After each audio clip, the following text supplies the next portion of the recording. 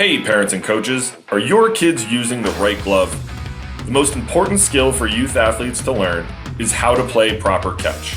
The problem is, most youth gloves are made with bad leather and are too big for small hands. They actually make it harder to play catch. That's why former Major League Baseball shortstop Kevin Smith created Cali gloves. Cali gloves are crafted from 100% Japanese kip leather and are the perfect size for kids. All Cali gloves come with palm slits, finger loops, and elastic wrist lacing that encourage proper hand placement, the right closing patterns, and give kids more confidence to go make plays. Cali gloves even allow parents to break in the glove without stretching out the fit. It's the glove Kevin wishes he had growing up, and the glove all his teammates want for their kids. Visit CaliGloves.com to learn more and help your kids play better catch. That's Cali Gloves, Kali gloves.com. Welcome to this week's edition of the Dugout Dish Podcast. I'm Andy Kirikides, joined by my wonderful co-host, Mr. Keith Glasser. How we doing? Great. How are you? We got a Red Fox trifecta today. We do. We got a special guest from our alma mater.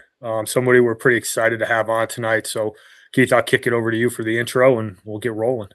Yeah, tonight we are very happily joined by the current Marist Ball Fox head baseball coach, entering his fourth season in 2026, Lance Ratchford. Lance, thanks for joining us, man.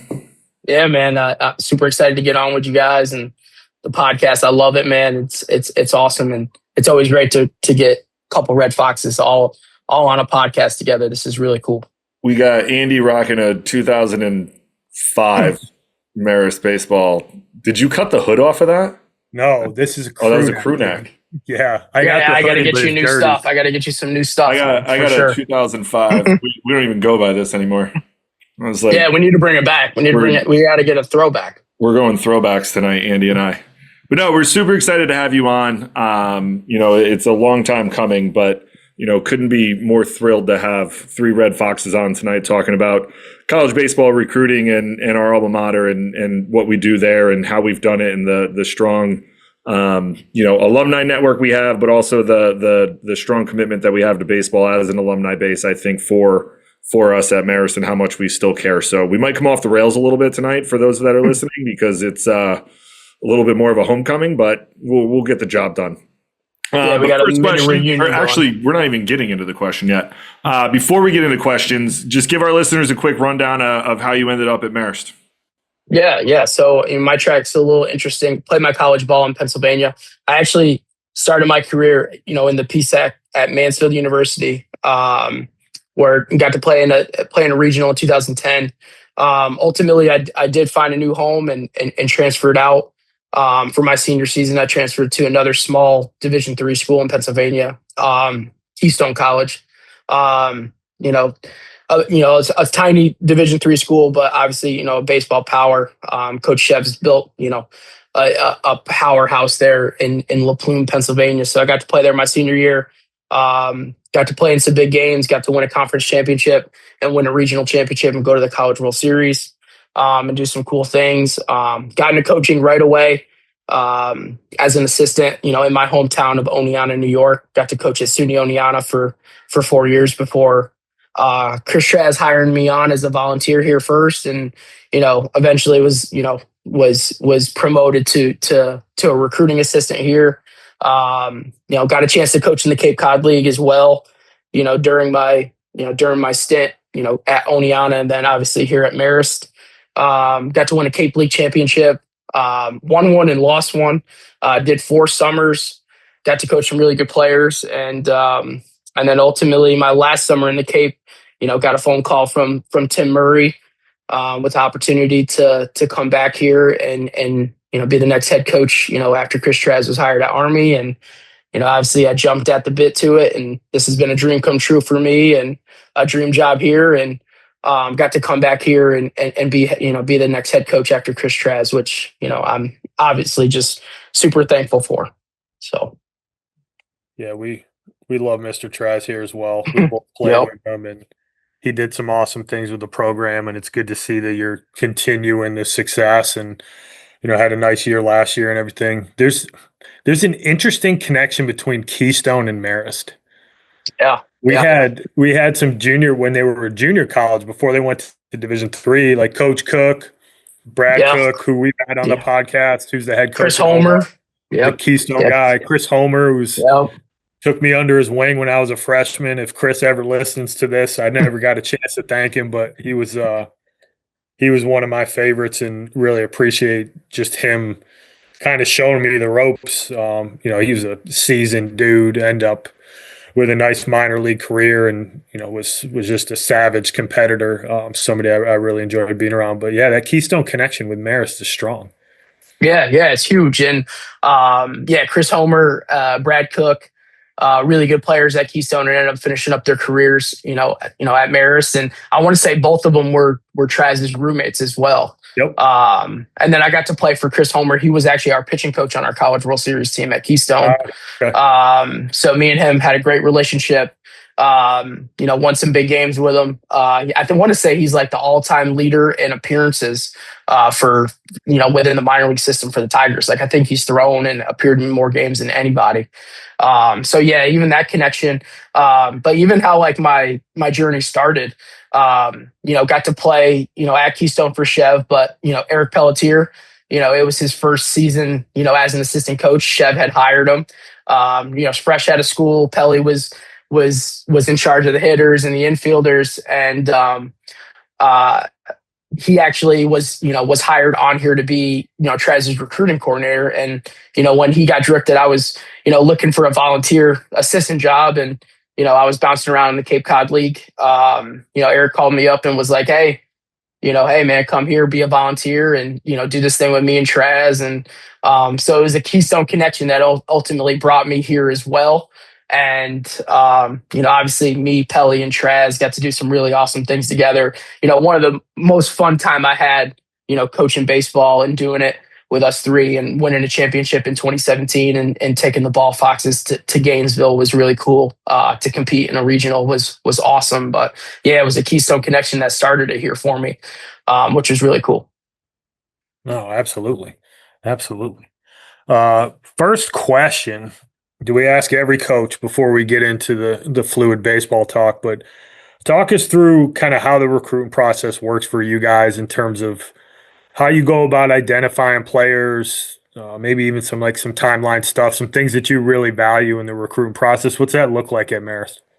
Yeah, so I think like every recruiting process, like the evaluation happens first, right? So, every year we look at our recruiting calendar. Obviously, major events that are in New Jersey and obviously in the New York area, in the New England area as well. I mean, from Garden State games to New York games to the Boston Open. Pockets of some of the best events around in the summer. Obviously we're there. So I think the evaluation process happens first. And then us just following guys and what and how their growth is, and how they have almost just taken that steps, of starting to show really well, and then obviously starting to produce, whether it's in high school or in travel baseball. And then I think the next piece of it is, the communication piece with us, having that first line of communication with them and finding out if they're the right person. And I think ultimately, I think right now kids are like, oh man, they're just inviting me to camp. Like, no, I think that's major. I think that's actually that almost close to that final step for us, right? The evaluation process happens, then the follow happens where we continue to watch a player, and then the conversations, start to happen. And then we start to develop those feelings of, hey, this kid fits, the type of person he is, the type of student he is, his work ethic, if we think he's going to grow at the college level and develop. And then I think that next step is we got to get him to campus. And usually that first campus, stop is at a prospect camp or a team camp, or us just getting them here. And then evaluating them more as a person, before we make that offer. And obviously we see if they're, bound to be a Red Fox at the end of the day. But I think that process, it's a longer one. And I think you can even feel it as a recruit, like, hey, they've seen me a couple times. Now the line of communication's happening. They want me to come to campus. After camp, maybe an unofficial visit follows. And then after that, man, like, going through that process, like, then it's, obviously a 50-50 of us wanting that player, but then, them ultimately choosing to play and be within our program as well at the end of the day. No, and I can speak to that firsthand with having some guys that are on campus. Just you guys don't rush to make decisions. And it's actually interesting because we always talk about this. We talk about it on the podcast. We talk about it in general, but there's a couple guys. There's a guy who's going to be a freshman next fall. You got a couple guys that are on campus right now. And once you figured out, we helped get them on your radar maybe, or you knew they were connected to us. But usually the phone call that I've had with you or Mike at the time was, hey, tell me about the kid. Yeah. Yeah. Like, I think he's good. Like, what kind of kid am I getting? Is it you guys were in this program? You know what this program means. You know what the pillars of this thing are. Like, is this the type of kid that we want to recruit? And I think that at times people discount how important that is. And I don't think it's just the Marist thing. Like, it's pretty consistent across college baseball, but those are the conversations that I've had with you. It's usually not like, hey, do you think this kid's good enough? It's like, hey, I think he's good enough, but is this the right type of kid? Like, this place, what it takes to be good here. Is this the right type of kid for us? And I think it's funny how people discount that. And I know you guys take your time to really get to know a kid. And I've personally seen it where you identify a kid, you do your due diligence to make sure that the initial evaluation was correct. And then you get to like, okay, does this kid fit what we're looking for? Yeah. Yeah. I really do think that is a major part of it too. And you know what? I think ultimately, like, we're in a new world of transfer portal and, kids jumping and hopping around. Like, I feel like we're even more into what type of kid it is than ever before. Right. And this is the thing, all the kids can play. Like, you can go to events and find good baseball players anywhere. But the second part of it is the most important part, which is, hey, is this kid going to be a good student, right? Is he going to get to your program and then develop, right? Like, he's going to have the work ethic. Is he going to be a baseball junkie?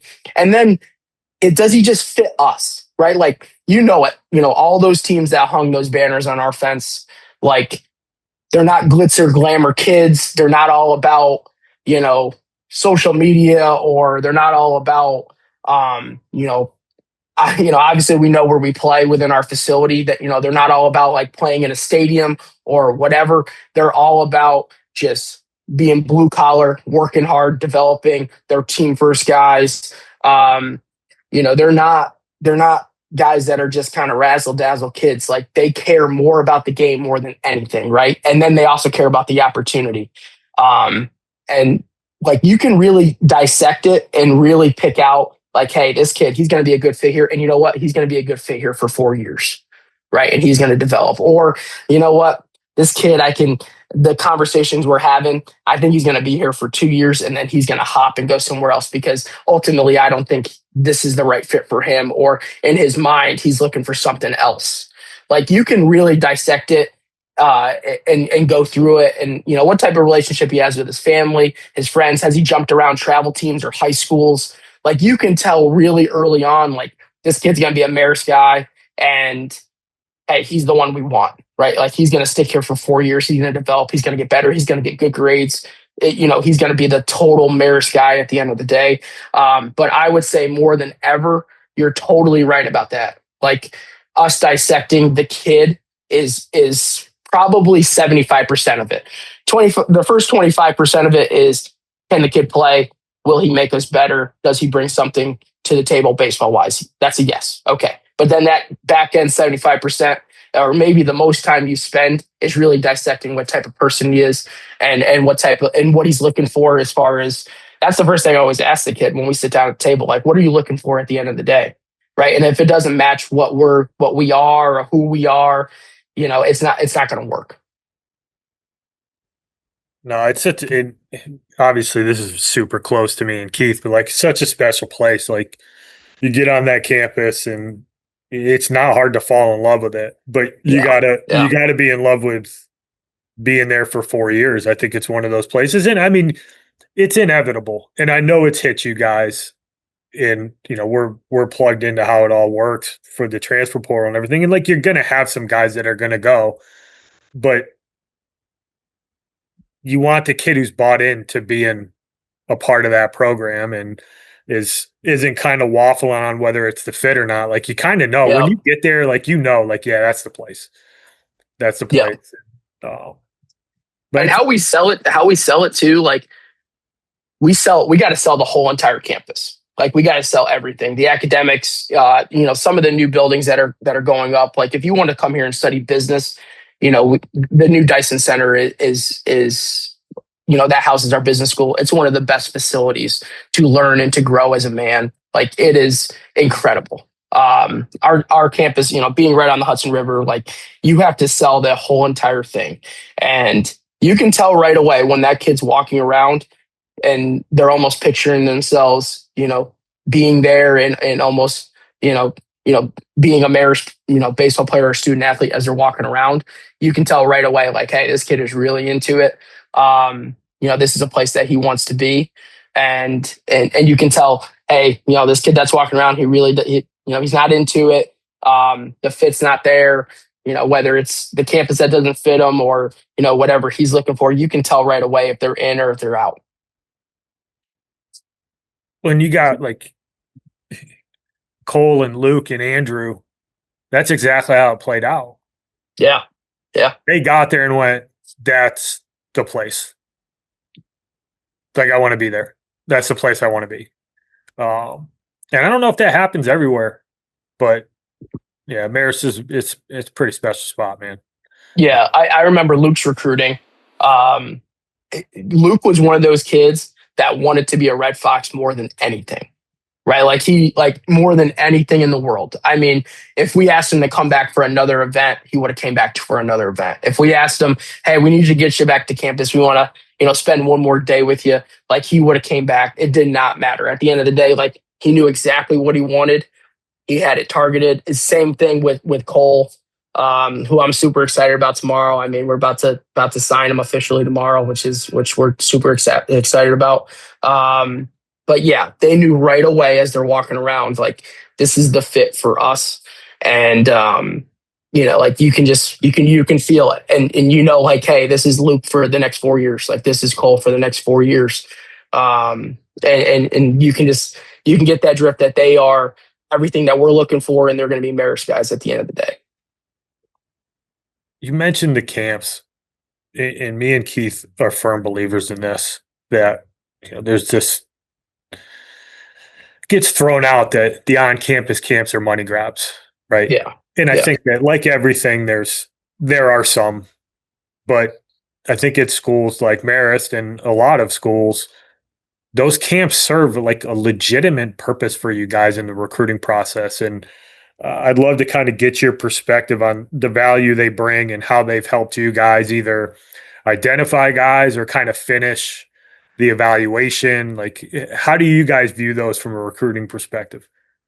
I think 90% of at least the guys that I've committed here and brought, since I've been back. And then also when I was an assistant here, I would say 90% of them came to at least one of our events and showcased themselves, put themselves, in a place of us targeting them to make part of a part of our roster. I mean, it all can happen for you at one of our events. And yes, there is a monetary commitment to come into one of our events, but we try to make it affordable for people. Try to make it affordable for every family. If we are inviting you to our camp, it's not about the numbers. Like we're going to get numbers anyways. There's a number of kids that want to come here and showcase what we're offering here and would love to have an opportunity to play in front of our staff.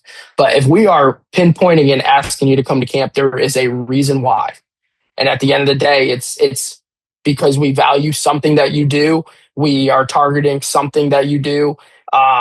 There's a possibility that you could be within that recruiting class for us. and we utilize it. It is major. Our summer one, even this past year, I think we had the most Futures Games kids, right? Big PBR event, down in Georgia. Me and Mike, we've spent 4 days down there, trying to pick out, the best 27s we possibly could and tried to get them, to our August event. We had more Futures kids than we ever have had. And a number of them were fitting exactly what we were looking for, when it came to like that evaluation process, right? And then within that group that came to campus in August, we picked out, the 5 to 6 that we wanted to offer early, right? And then get back for unofficial visits. Like it's definitely something that we utilize. I do hear, about the, money grabs that, that happen. But if we're running an event on campus, there is a reason why we're running that event. And ultimately it's to build our roster, because we've had super success with obviously the recruiting process when it comes to bringing guys to campus and having them, showcase their abilities at our camps. Yeah, I think one of the biggest things for college coaches, and we've talked about it a lot, obviously, surrounding our alma mater and this beautiful campus that we all currently work on or attended. But I think one of the biggest things, like when you're talking about it from a pure recruiting perspective, you have such an advantage when you can get that kid to campus, excuse me, like, which includes coming to camp. But when you get them to campus, then all of a sudden it's like, wow, okay, like, let me walk around here. I can, especially during the school year too, like when there's that buzz on campus and there's people there, it's like, wow, I could really see myself at Marist. And that moves the needle so much in the recruiting process when people go to camps. And it's kind of why Andy and I, I don't want to say we push it on people, but like when you start to narrow it down, like, hey, go to camp. Because if you want to go to that camp and go to that campus and see if that fits you. Because you could walk onto campus and be like, yeah, no, this isn't this isn't it. And you'd rather know then than in September when you get there and you're like, yo, this is not for me. And now you're restarting the whole process. But I always had that thought when I was at RPI, like if I could get them to campus and show them all the stuff that we had, I won that battle 9 times out of 10.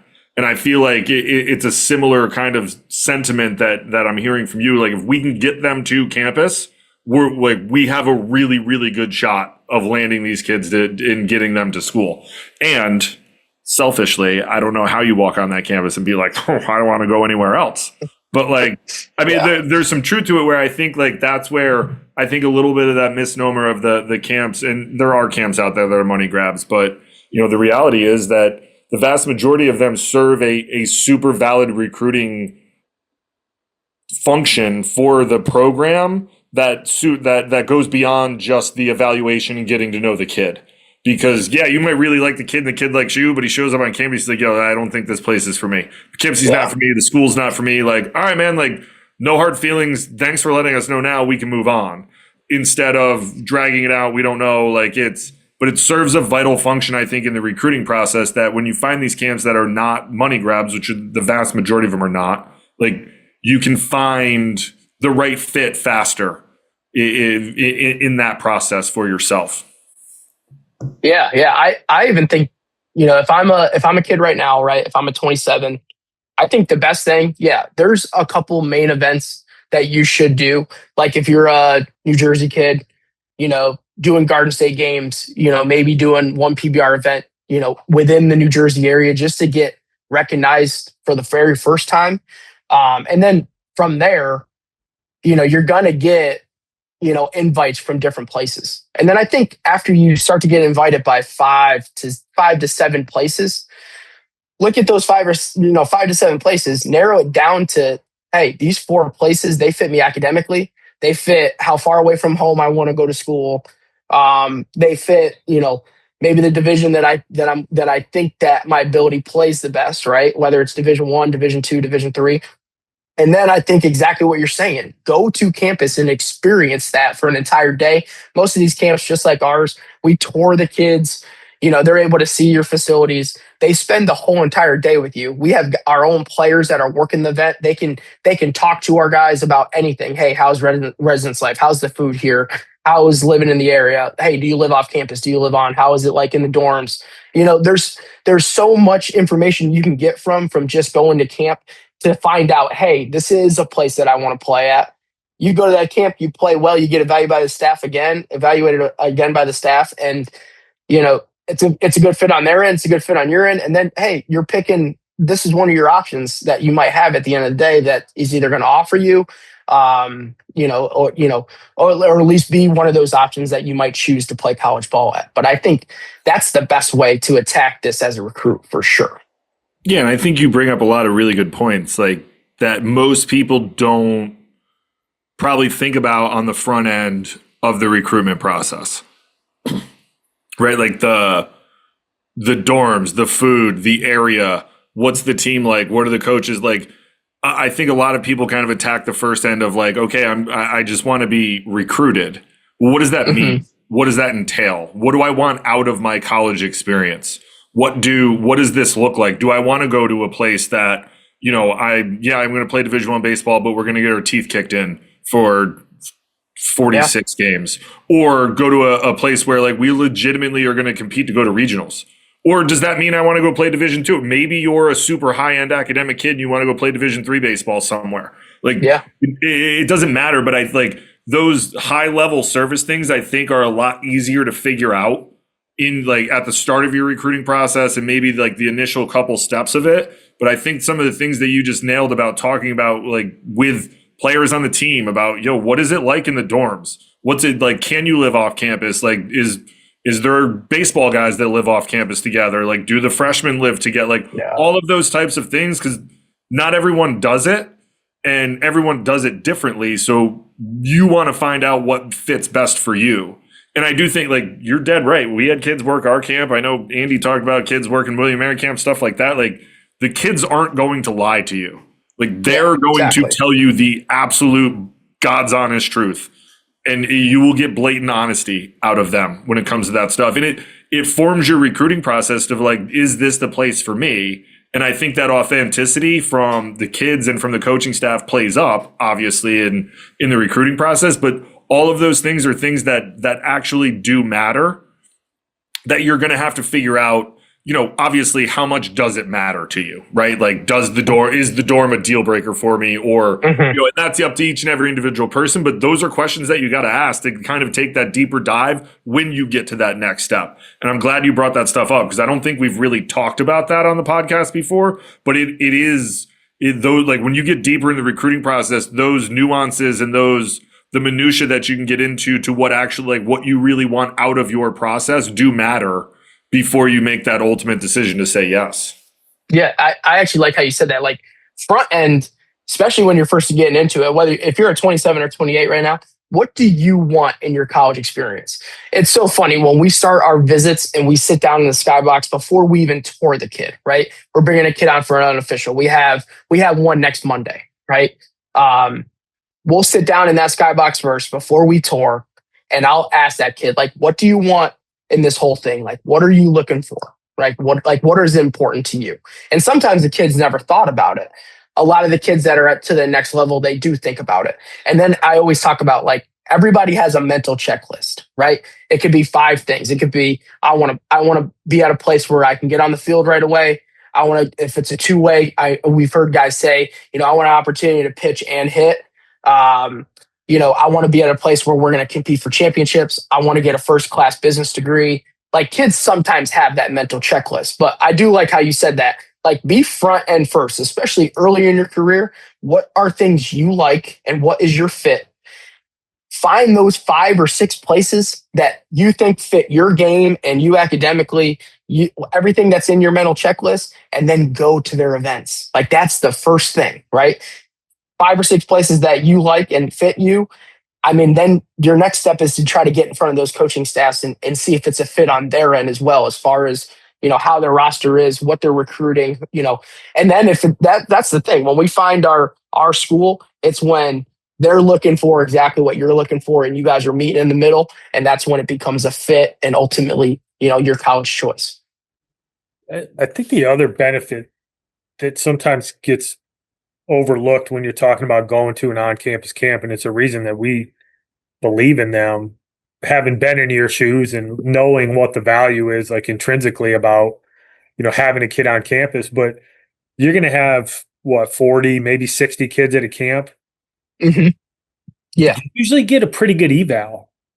And a lot of times, like if you're early in the process, say you're 27 and Marist is a school that you want to be at, say you guys had a camp in September. Yep. And they go and they perform, and I'm able to reach out to you and say, hey, Lance, what'd you think of this kid? And you give me feedback like, hey, this is what I think he does well. This is what I think he needs to work on. He's not right there for us yet, but I'll be interested to see where he is in 6 months. People discount how important it is to get a lay of the land and to get some feedback on where do you fit, right? Because there's a couple things that I think people miss is that I don't think they understand how high the bar is to play college baseball at any level right now.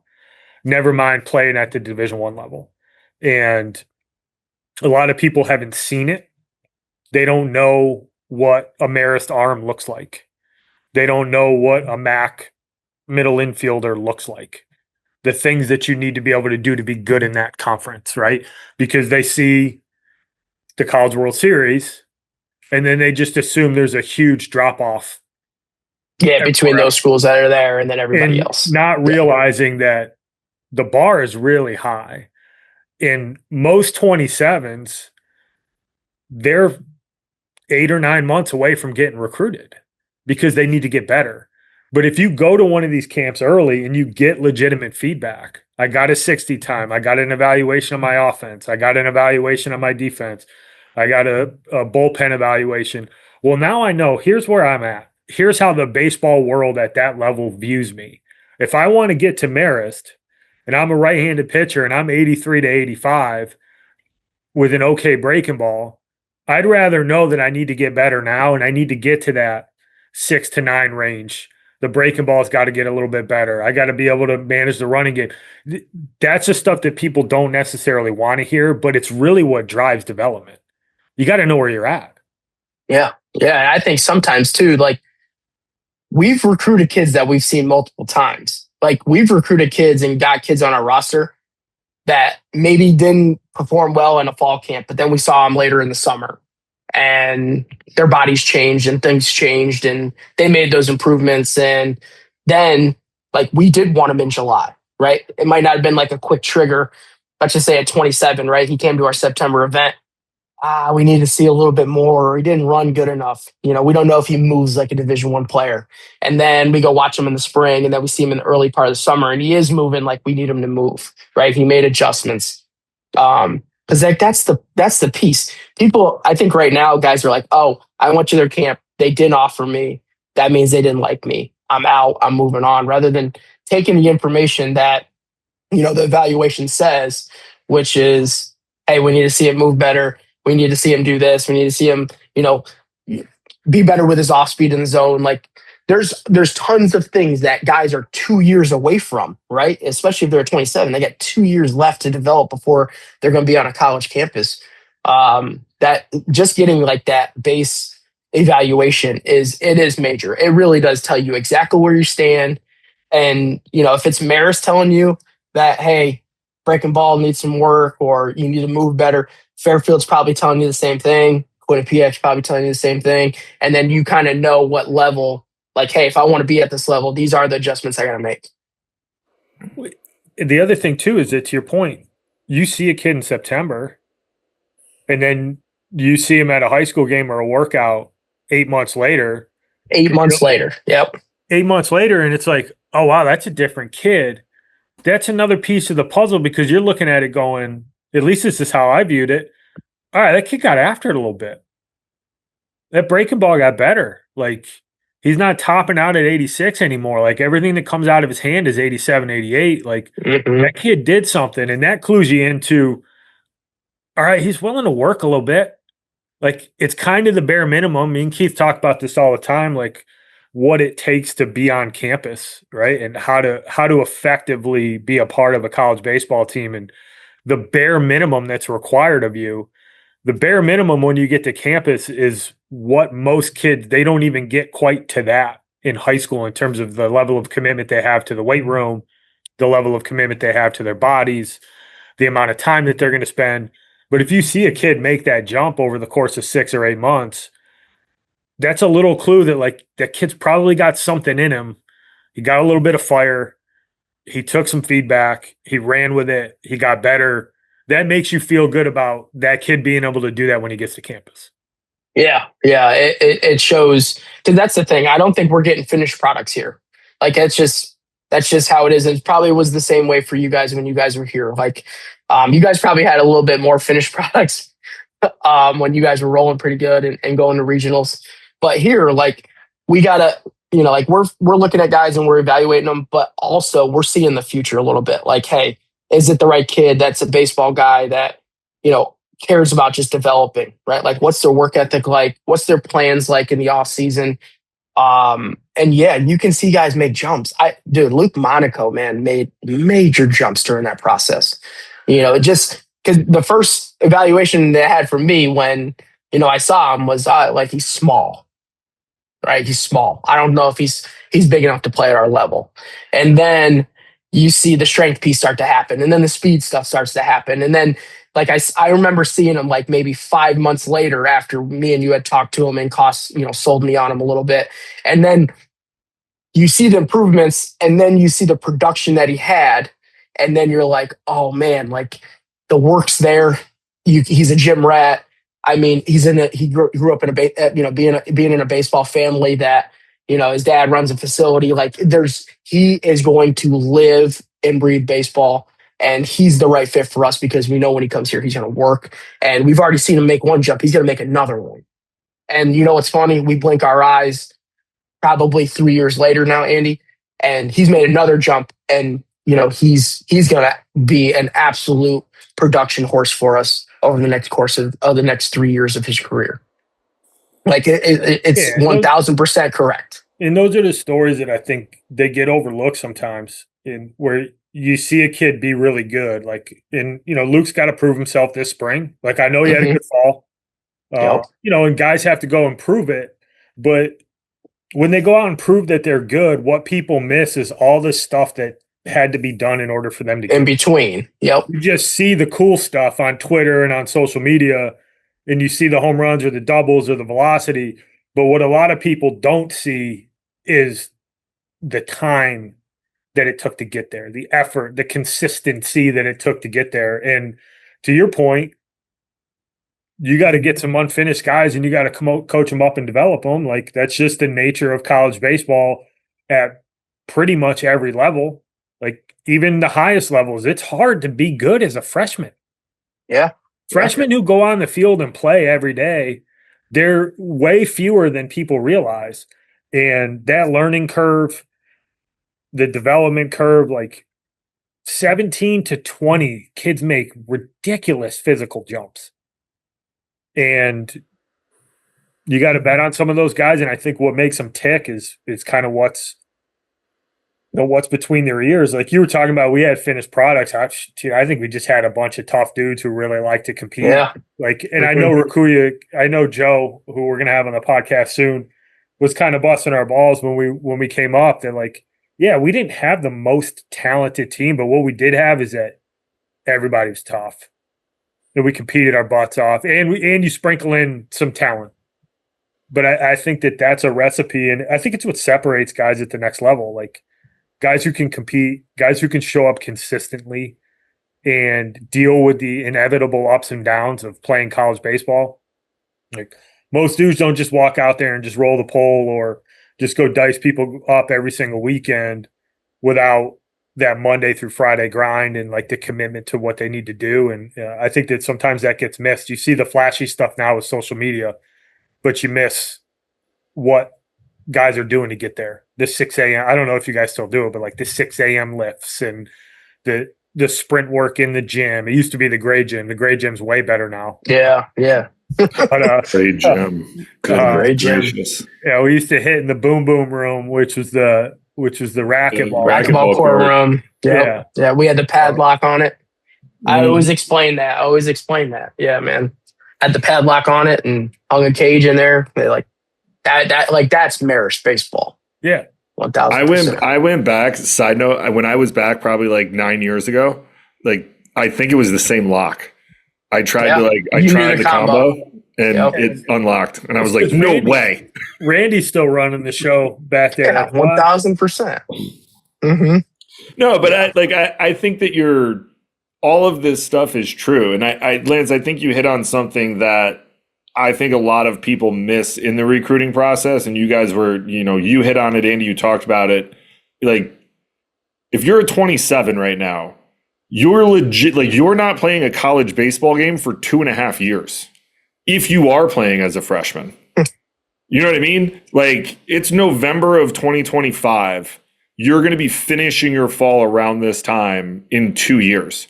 The amount of how much you can get better over the course of the next 2 years is astronomically high. So, I think that we dance around it sometimes, like, and I think you're 100% right that people look at it like, I didn't get an offer, so they don't like me, so I'm moving on. It's like, well, no, like, I didn't say that we don't like you. I'm just saying that, like, you do these things well that we value, but these things that we also need you to be able to do to be a member of this program need to improve. And this is what we would need to see for that to happen.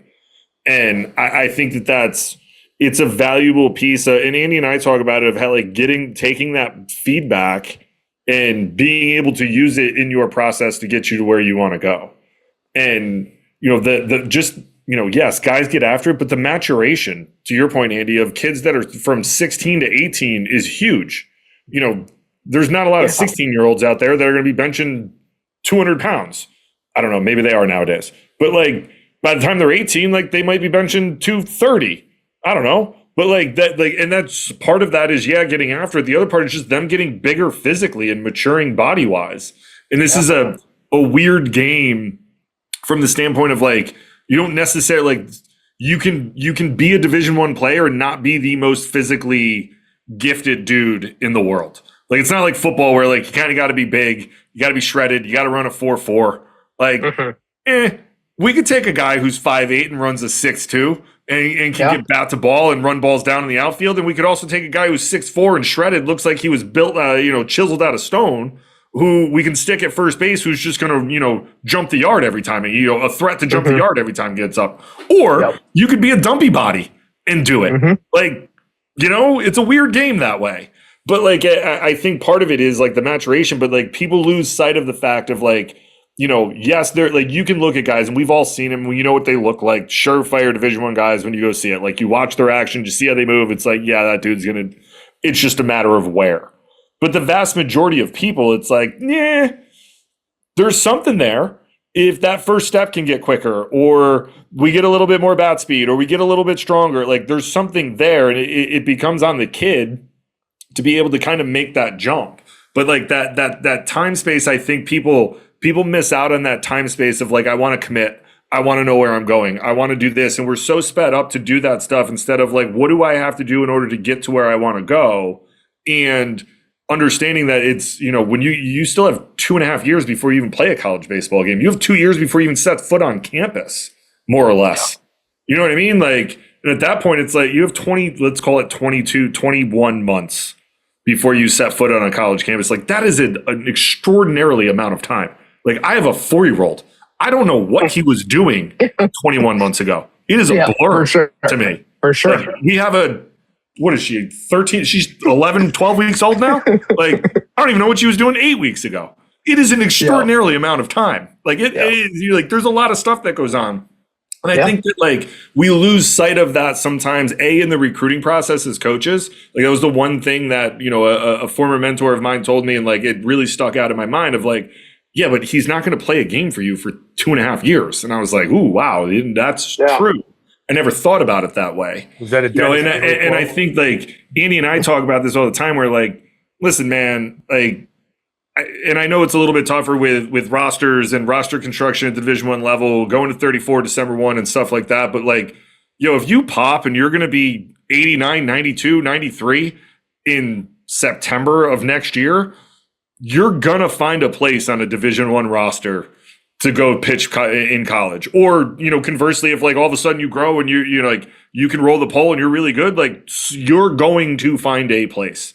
Like we're never really done recruiting. Like we can find a place for that guy because and I think this gets lost too. And I'm sorry, I'm on a little bit of a soapbox here. Like the recruiting aspect, and if people lose sight of this as well, is like, it's not to maintain the status quo.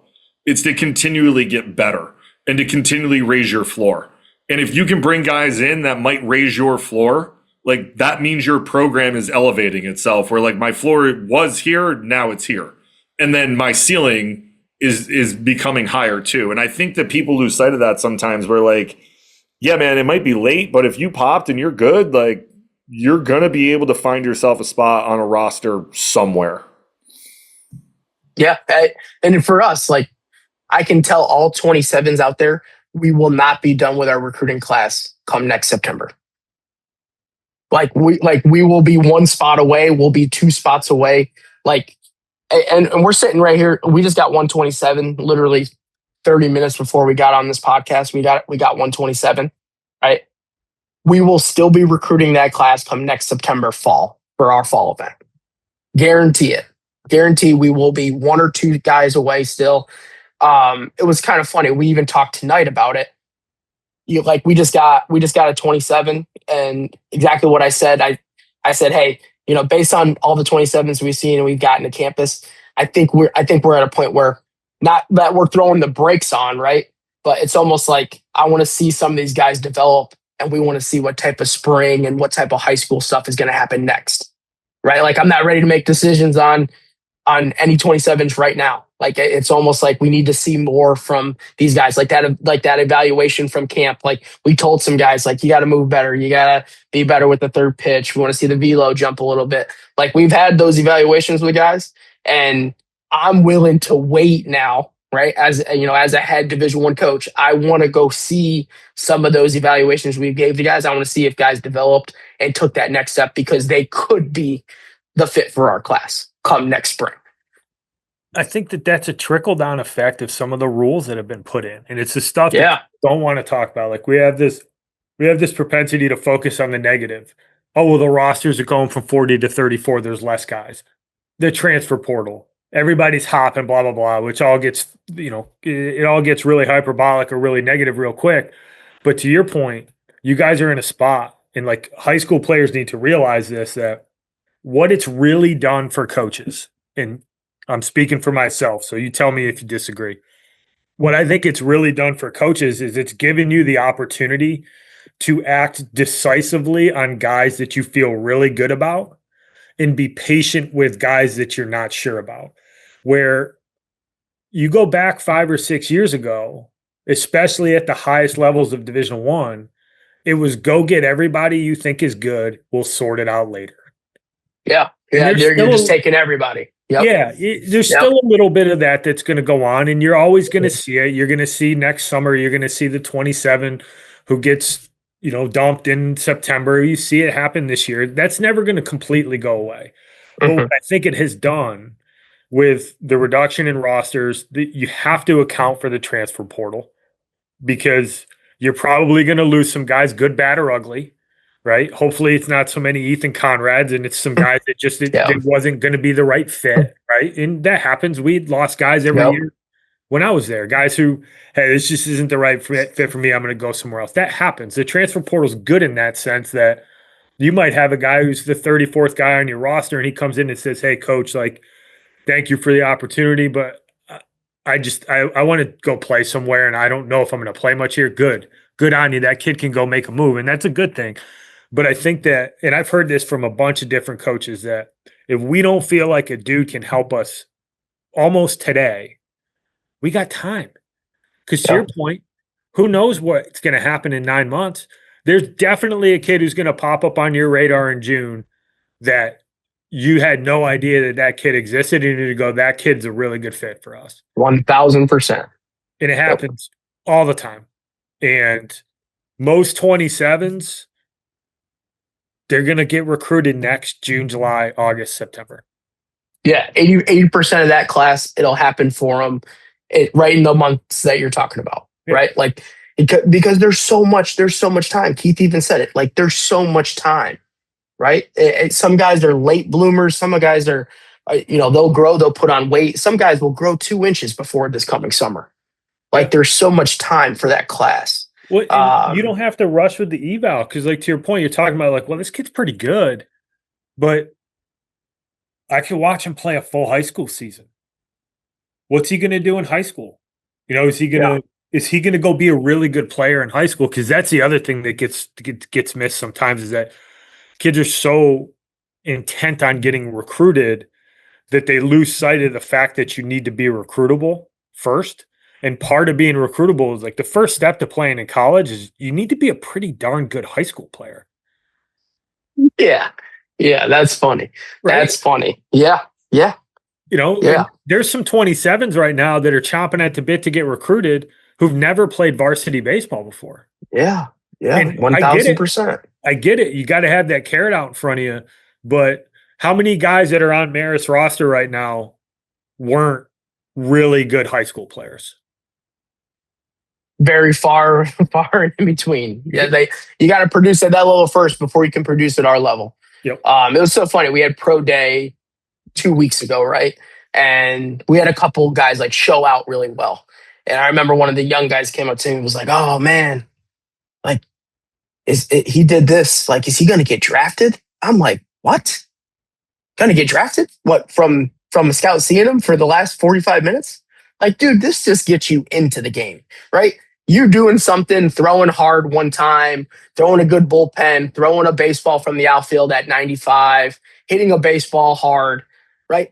All that does is just gives that opportunity for that scout to come back and watch you so that the player or the tool matches the production, right? Like ultimately to be a pro, you have to play well at the college level. No one's just, oh man, he's 92, 94. He's getting drafted because he's that. Like, no, you got to match the production with what type of tools you're putting out there. And that's the same thing that we're doing at the college level. Yeah, you watch the kid at a showcase, and then we got to see in high school if is he the best player on his high school team, right? Like, is he one of the best players in his high school league? Like, is he one of the best players in the state? Like, you got to produce at the end of the day too, right? Like, it's got to match. And I think kids forget that too. Yeah, because if you can't produce at the high school level, it doesn't get any. Keith always talks about this. It doesn't get any easier. No, like we would have this conversation all the time when I was at RPI, right? Like it doesn't get easier when you get to pro ball. It certainly does not get easier when you get to the big leagues. Like, this isn't high school anymore. Like, we're into the 8% of guys that are playing college baseball. So we're taking like 92% of people who played high school baseball are now gone.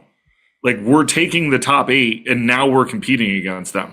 So like, just numbers alone would tell me this is going to be a little bit harder than what it was when I was in high school.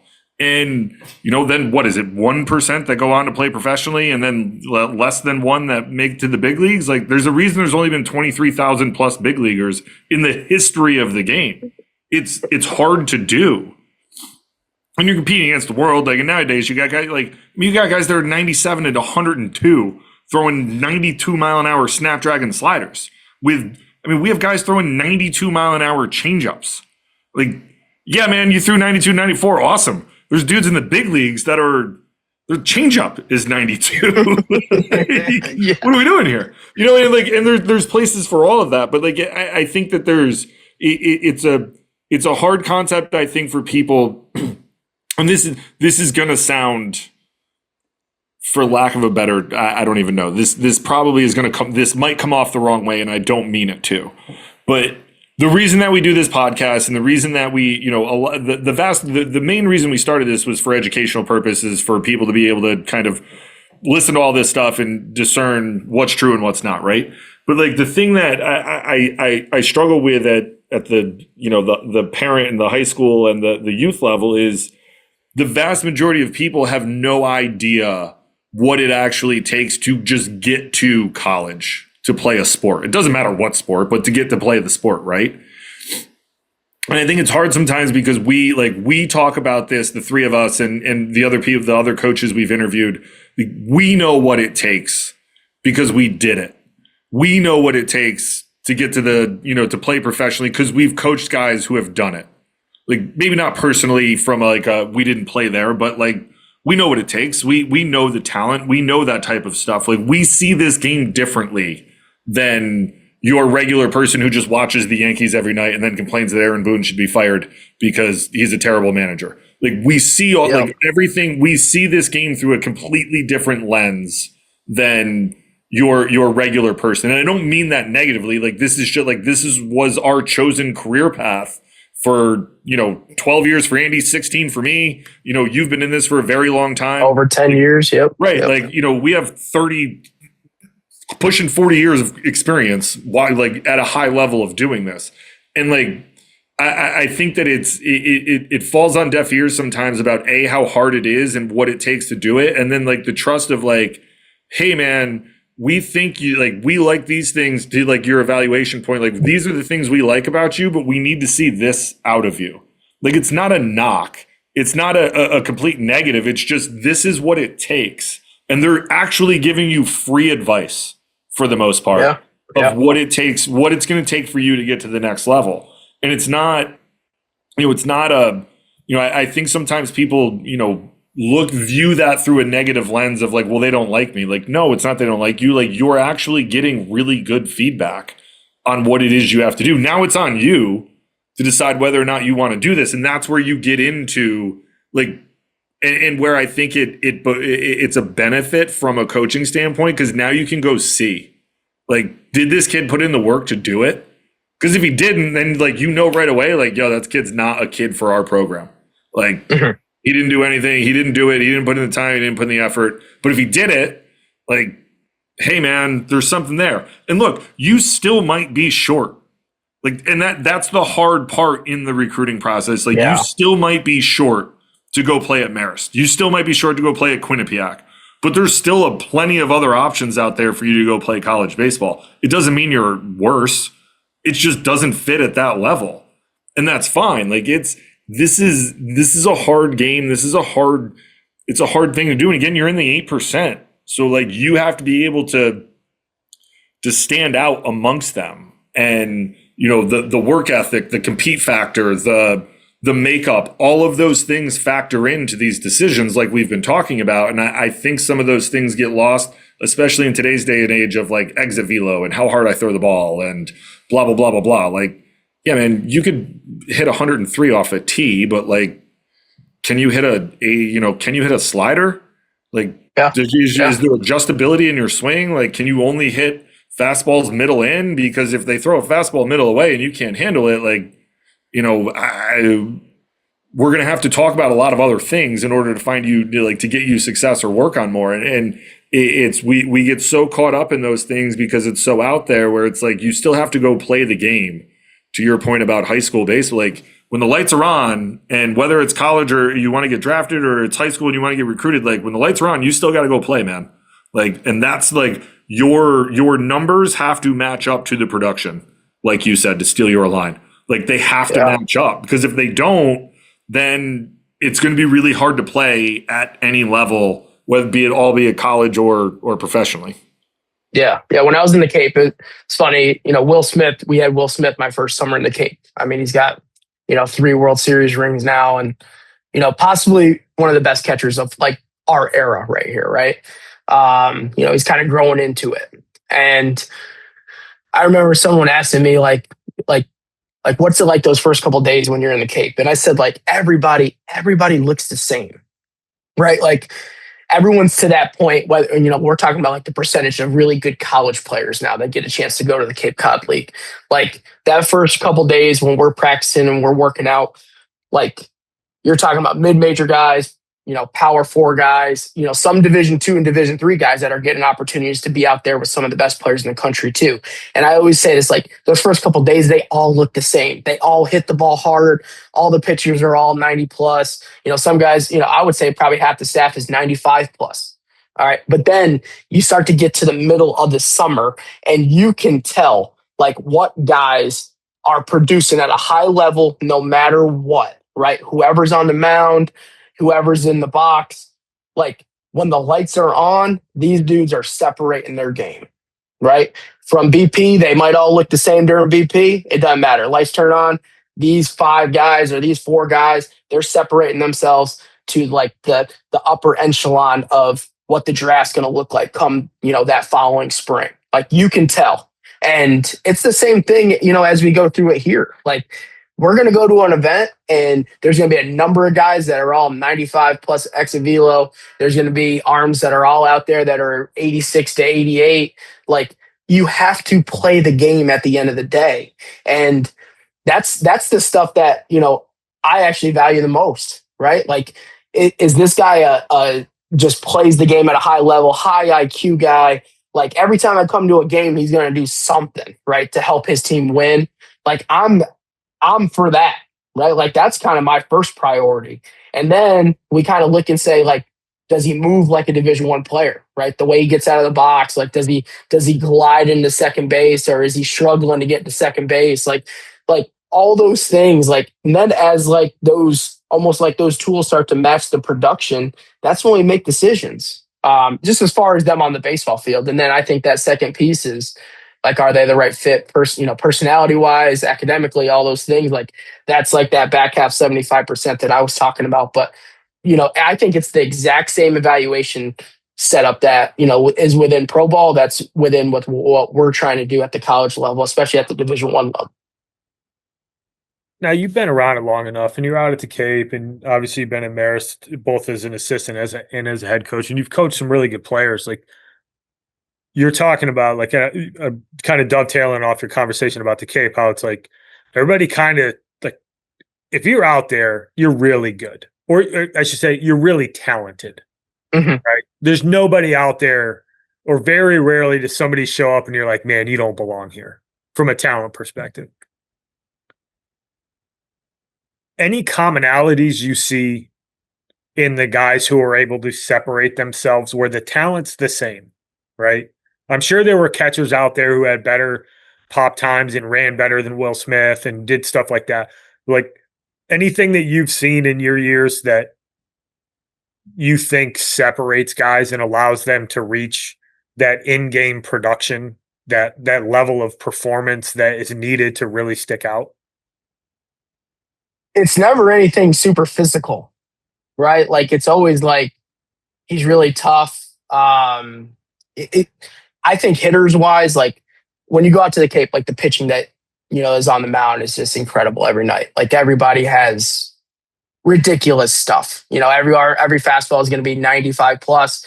But then like you get to the secondary stuff, breaking balls, changeups.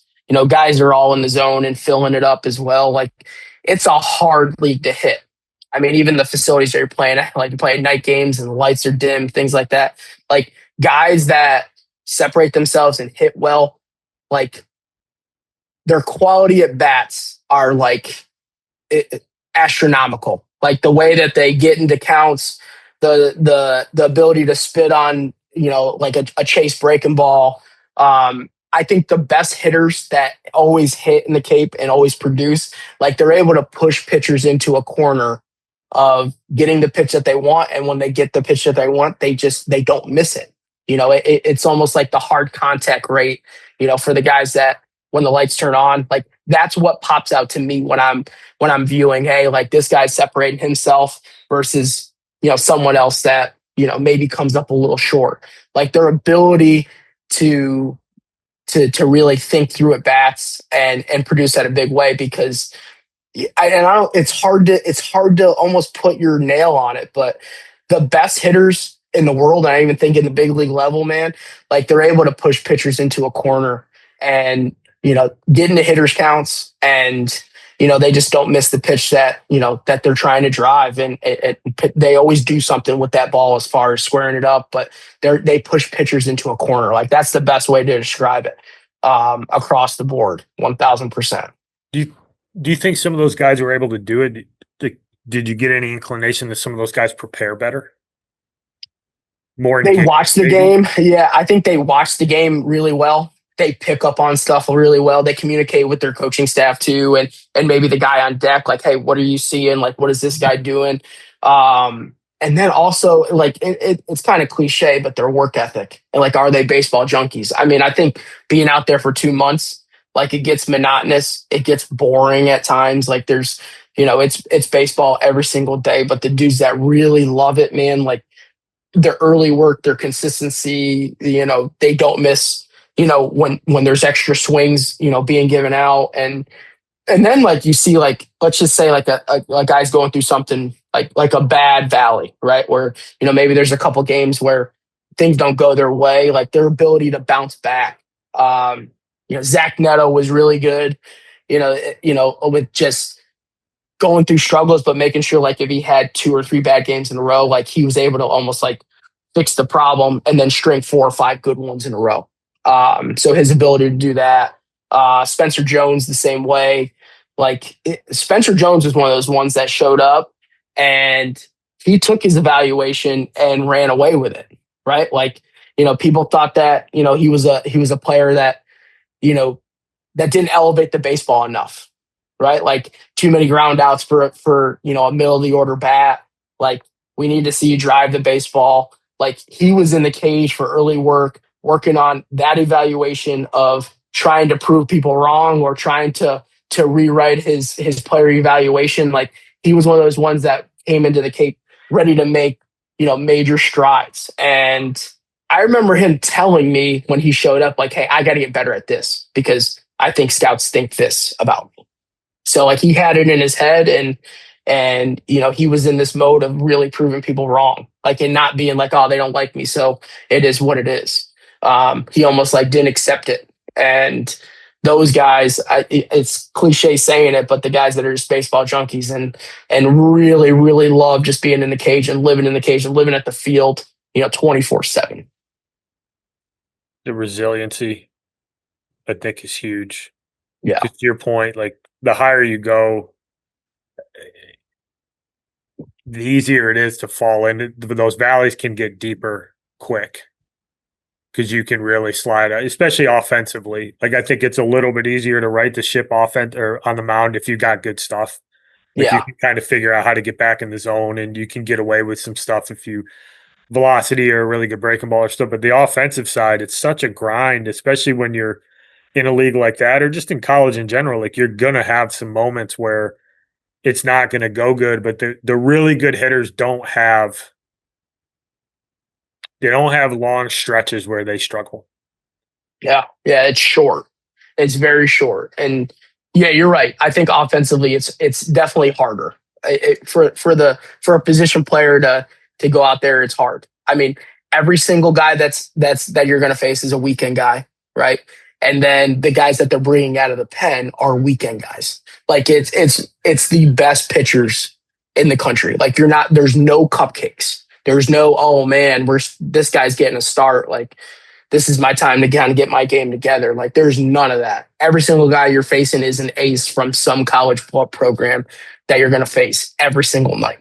And you're right. Like, the good players, they shorten up, the struggles, and then they're able to group together like really good valleys of good and string together really good valleys of highs. So by the end of the summer, I mean, they're putting together a summer that, they can look at and scouts can look at and say, oh man, like, this dude, he produces in a big way over 60 games. This guy's a first rounder. Yeah, not many of them walking around, but they're there and they're special when you see them. Yep. Saw a couple of those coaching against UVA when I was at William and Mary, where you get to the field and you're like, that dude's just a little different than everybody else. Yep. On a field of studs, you're like, boy, there's something different about that young man. But no, I mean, baseball's hard. Like, it's freaking hard, man. And I think it's, a lot of people talk about the game is different, or, you hear these old heads like baseball's, everybody's just trying to hit home runs and strike people out. And it's like, the game has evolved. I think it's in a beautiful place in terms of, I think kids are more talented. I think kids have more information at their fingers. But I do think at the end of the day, what separates talented kids from kids who produce is a lot of that intangible stuff that we're talking about, like the IQ. How can you manage an at bat? How can you make adjustments pitch to pitch? And I go back to coaching, and I thought my job as a hitting coach wasn't to teach guys how to swing. It was to teach guys how to be a good offensive player. And I think guys can do it differently. Like, and everybody has different strengths and they do certain things real well. But I always thought it started with having an idea of how somebody's going to try to get you out, understanding what you do really well. And I think at times, I think it gets overlooked a little bit in the early stages, but I think that's what helps guys when they get to college is it's not how pretty your swing is. It's, can you find a way to grind out in a bat? Can you find a way to get on base? Can you get the ball in play? Good hitters are going to get their hits and do all that kind of stuff. But I think that pitch to pitch, the recognition of pitches, the understanding of situations, I think that's what unlocks it for guys. And sometimes it takes time. And that's why it's really hard to be good as a freshman, because you've never had to face what you're going to face on a day in and day out basis. Yep. Whether it's just the pure stuff, the speed of the game, strike zones are better. Umpires are usually better sometimes. It's a culture shock when you get to college a little bit. Like we talked about before, you're, generally speaking, you're coming from a high school program where you're probably the dude or one of the few guys. And all of a sudden, you're surrounded by dudes. And it can be a little bit of a shock to the system. I remember, I'll never forget my freshman year watching Kenny Anderson take BP in the first week and a half of practice. Kenny had unreal oppo juice. I remember his freshman year, he jumped the yard through the goalpost in right center field, which on the old field was you had to get it. And I remember watching it and being yo, what is this?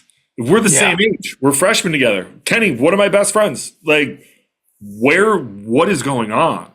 And it at least for me, it was wow. It was eye-opening of wow, okay, not only does Justin Lepore look like he's chills without a stone, but everyone else is huge. Yeah. And, at the time, it was me and Towler who were couching. I'm not a small dude. Towler dwarfed me. Towler's 6'4", 230 when we play. You know what I mean? And I'm coming from a play where, I'm not a small dude. I'm wow, man, I was kind of one of the biggest guys where I'm from. I ain't even close to being the biggest guy here.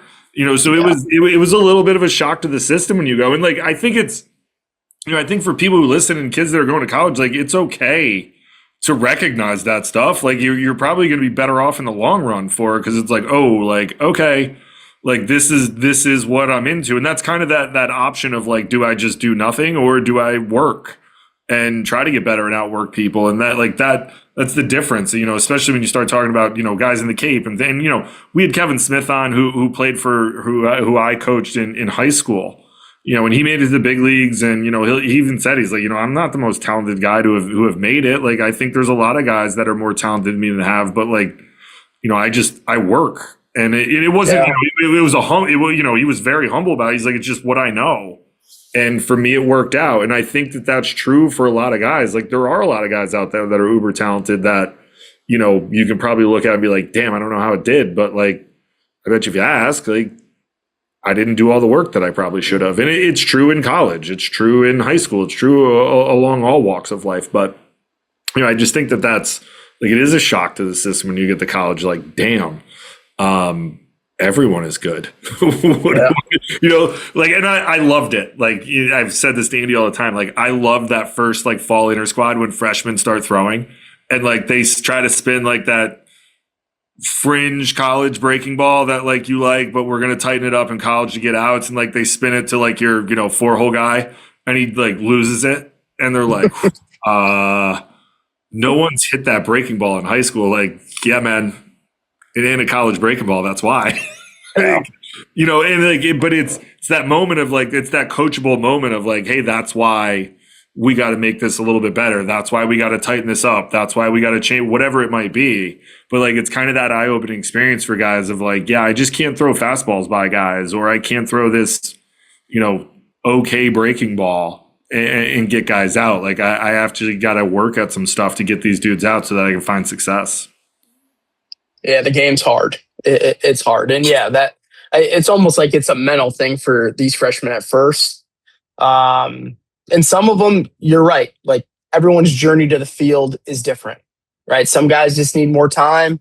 Some guys need mentally just more time to grow and to get experience and get college ABs in the fall and go through a full preseason. Some of them physically aren't ready yet and are getting into the weight room for the first time. But it is a culture shock for some of these freshmen, and they realize like this game ain't as easy as it was for you maybe your last 6 years. Like it is hard at this level to get on the field right away.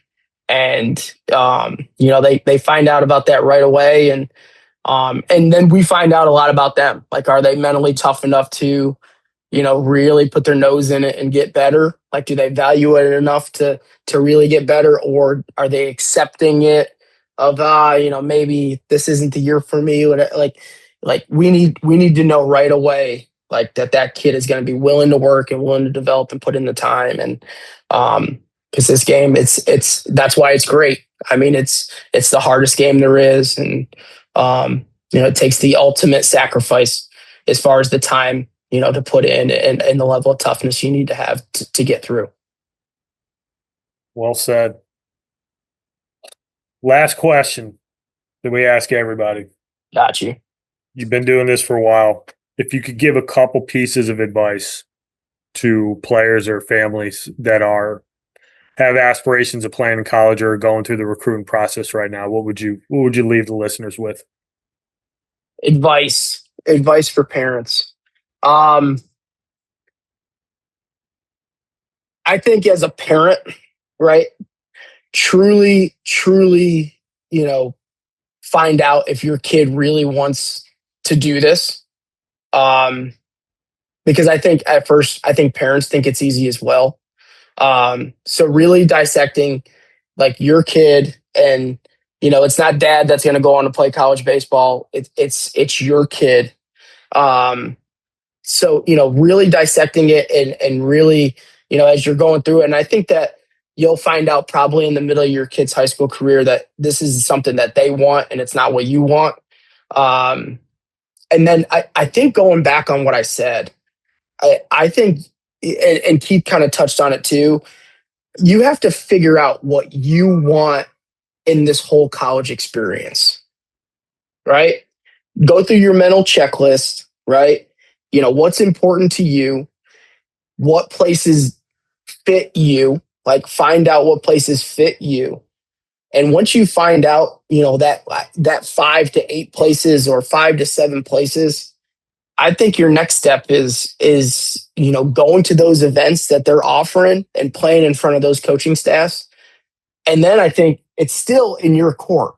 I liked what we said as well earlier. It's still in your court, right? Like once you're on those campuses for events, whether it's a prospect camp or a team camp, right? Like ask those questions. Like, what is it like playing here? What is it like going to school here? What's the day-to-day like? If there's players that are at that event, grabbing them and talking to them about what it's like playing there. I think kids think that the ball's in the college coach's court the entire time. I think early on the front end, it comes down to what you want and what's a fit for you first. And then once you find that, I think getting on those campuses and getting in front of those coaching staffs, that's the goal. And I think that's the goal, to create the most attractable options for yourself as far as where you're going to play and where you're going to choose to play at the end of the day. But I do think that that's the best advice I could give to parents. I think that it makes a ton of sense. Like if somebody with some experience and some knowledge of what it takes to play at certain schools tells you, hey, I think Marist might be a good fit for you, and you go and do your research and you go, yeah, that's got everything that I'm looking for. It's the right distance from home. It's the right size school. It's a really good program, really good academic school. Well, now you need to get in front of that coaching staff, whether it's, a tournament and making sure that like, hey, I'm going to be at this tournament. But to your point, the easiest way to get there is go to camp. Yeah. Yeah. And I think a lot of people go through this process thinking like, well, if I'm good, everybody's going to find me. Well, if you're good and you don't play in front of anybody, it gets really hard. Yeah. Like you could be really good on some tournament that's getting played in Western New York, but if the schools that you're interested in aren't there, there's not a lot that you can go off of. So like you got to make that decision. And to your point, I think you start up front about what are you trying to get out of it? What's important to you? It's a really good place to start, and it's where we start with a lot of our guys.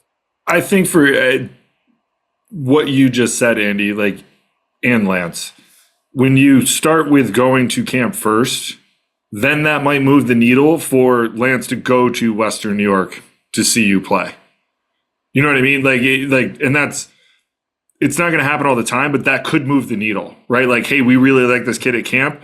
He's playing this weekend. I'm going to go up and watch him play and make a decision versus not go to camp, play at a tournament that no one's going to be at, and then be like, hey, I went 9 for 11. Like, okay. And this is hard, but as college coaches, we're like, okay, who were you hitting off of? And like, if you're there and you watch it, it's like, yeah, man, he was facing, mid to upper 80s guys all day long, just rolled the pole. So like, I think that's like, that could be a determining factor in some of this stuff for people to think about of like, hey, if we go to camp first, that could trigger them coming and watching us at other events versus hoping they see us. And then maybe we go to camp. Like, I think you could kind of flip it on its head, like go to camp and see if they like you enough to go then watch it play. Yeah. And going back on what you're saying too, like we don't recruit and offer guys that we haven't seen multiple times. Right. It rarely happens. We're not in COVID anymore. We're not recruiting from behind a laptop. We're not just taking anybody's word. And like, it's even from coaches that I'm close with and guys that I really value their opinions. Like, yeah, that opinion from Andy, if he has a guy that's for us and he says, hey man, I think this is the right fit. Like me and Andy, we have gone back and forth with guys all the time. Like I'm still going to go and see that guy that Andy's recognizing and see him more than one time. To see if he's the right fit. And if it's camp, then it's a high school game, then it's another travel game. Like that's multiple times for me to see you. Like it's never going to just be one thing, bada bing, bada boom, here's $50,000, scholarship here. And we hope you're a Red Fox at the end of the day. Like it's not going to go like that. No, and it's fair. Like when you're the head coach and you're making decisions like that, like you have to. Like that's just how it is. And I think especially too, when we talk about position guys, Andy played short. I was caught, so I'm an outlier in this conversation. But Andy played shortstop. Like you can show up to watch Andy play. Like he might only get one ball hit to him. So like, how are you making a legit an investment decision on one ball that was hit right at him? You know what I mean? Like, yeah, it was hit right at him. Everyone can field that ball. So like, I want to see him go backhand. I want to see him have to go forehand. Like, what does he look like on balls that are slow rollers? How does he cover the base on, on steals? Where is he moving on cutoffs? All of those type things where it's like, yeah, I want to like, and there are things like that are going to happen during the game that can clue you in, right? Like, yeah, he didn't get a ball hit to him, but he was in the right spot on every single cut. He spun and threw a dude out at home. Like he moves enough, like, but I would like to see him field one more time before we really make this decision. But I think those are all fair things. And I think they're truisms in recruiting that happen that don't necessarily mean they dislike you from a recruiting standpoint. It's just like, this is what I just need to see you actually do it in game versus like fungos and balls rolled from the first baseman in between innings. Yeah. And this is an investment we're making. Like, there's money on the table and like this all goes back to what type of program we're going to have for 4 years on that investment. Like if we're going after one shortstop and that one shortstop is going to come right in and compete right away, which with the 34-man roster, that's how we're recruiting. Andy touched on that earlier. Like these are investments we're making, and we have to make sure and we have to check the boxes. I mean, it won't even be me going to see him multiple times. Like, it might be Nico that saw him twice. I saw him once. Ray saw him once. Like we're going to see you multiple times and how you operate. And it's the same thing. There's going to be multiple conversations we're going to have with you to make sure that the mental makeup and the personality fits us as well. Like it's a process, and it's never been more important than it is right now. And especially for us, like Andy, you know it, we're so close to getting back to, to where I think this program's always been known for. Like, every single decision we're making with the 26 class, the 27 class, probably following up with another 28 classes to create longevity of success for our program. And we're making sure that these decisions are 1,000% checked off, and we're making sure that it's right before, we make those investments. Makes a ton of sense. And I'm glad to hear you kind of unpack that, because I think that a lot of times, the veil, it blinds a lot of people in this, and they don't understand it from the position of a coach. And the way you talked about it, like, this is an investment. This is how we try to build a program is, you want to be as sure as you can that you're getting the right type of talent and you're getting the right type of person in the program, because that's ultimately what drives the success, is the kids that you're able to bring there. So hopefully this was a good learning experience for the listeners, and kind of a behind the scenes look into, some of the ways that coaches think about this. And, it's not just Marist. Like, I think that a lot of coaches think very similarly in terms of, we want to have enough information here where we feel like we're making an informed decision one way or the other. Hey, I saw him enough and I just don't think it's there. That's an important decision too. Yeah. Just as much as it is for you to feel really good about a guy coming and playing for you, it's important for you to be able to say no to guys too. And that gets lost in the sauce as well. But now, this has been as expected.